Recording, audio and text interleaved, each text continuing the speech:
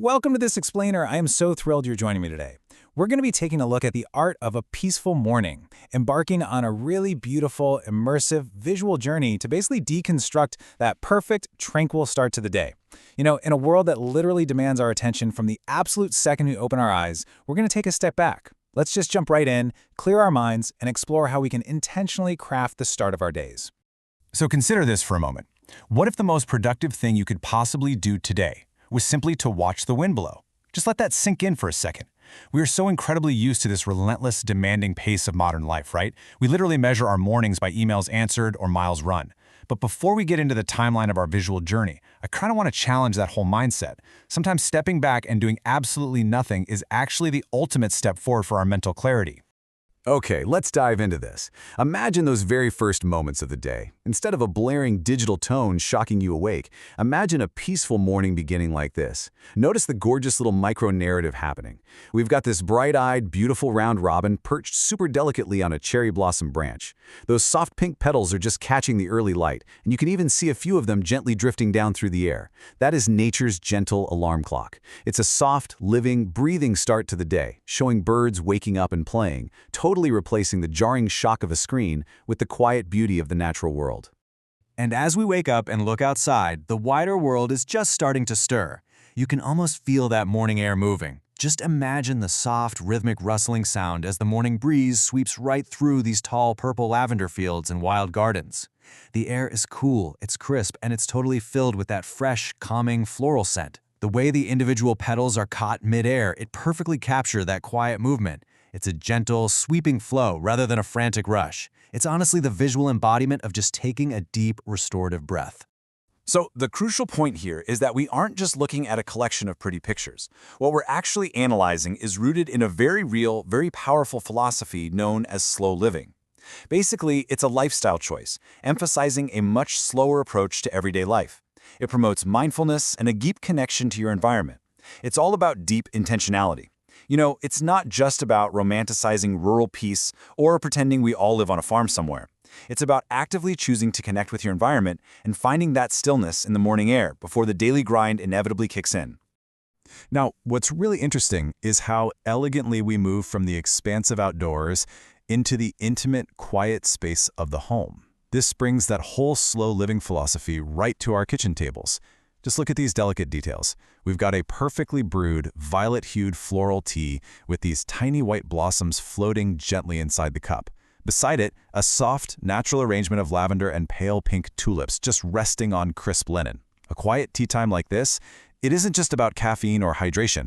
It actually serves as a powerful meditative anchor to the morning. It's a domestic ritual that demands your patience, but it rewards you with total presence.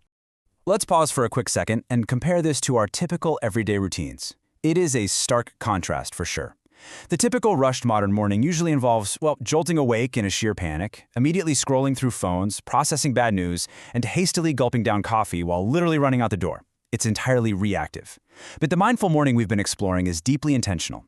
It's about waking with natural cues, savoring a warm drink, and letting your mind wake up just as gently as the world outside.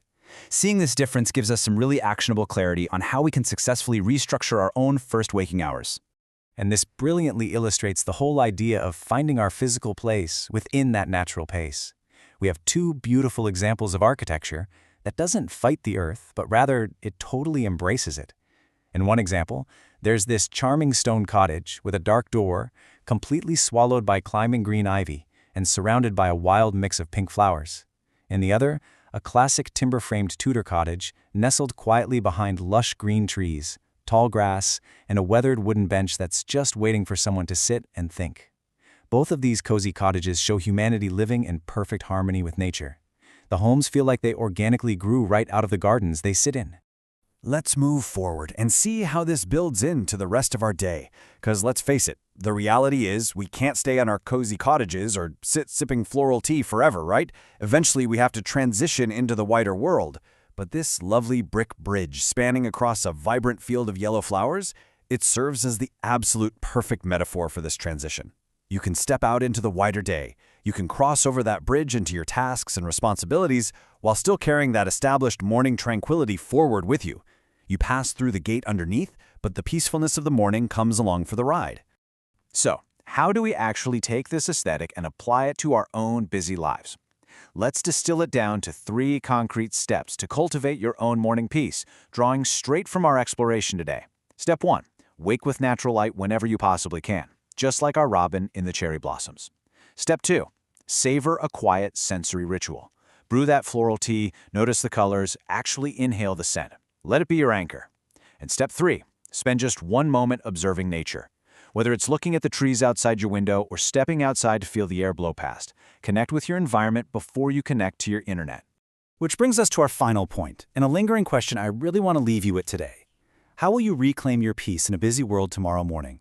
I highly challenge you to take these lessons, the gentle birds playing, the calming air blowing through the lavender fields, those cozy cottages, and that quiet tea time, and actively implement a moment of quiet rebellion against our heavily rushed world. You literally have the blueprint right here.